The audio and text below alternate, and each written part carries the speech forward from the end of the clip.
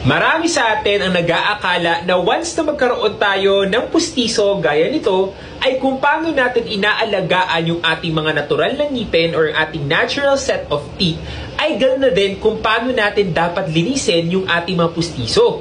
Alam nyo ba na hindi yun dapat ginagawa? Kaya ang tanong ng nakararami, dapat bang gamitan ng toothpaste at toothbrush ang ating mga pustiso? The answer?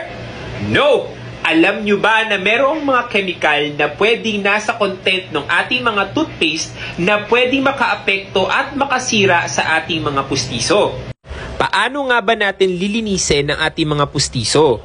Dapat gumamit tayo ng produkto na angkop sa material ng ating mga pustiso.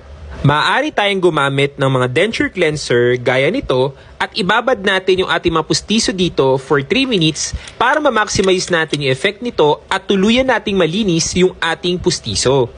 Pustiso yung ugaliing linisin ng cleanser, idikit gamit ang adhesive para strong ang kapit, walang sisingit at hindi masakit sa ating mga gilagid. O diba?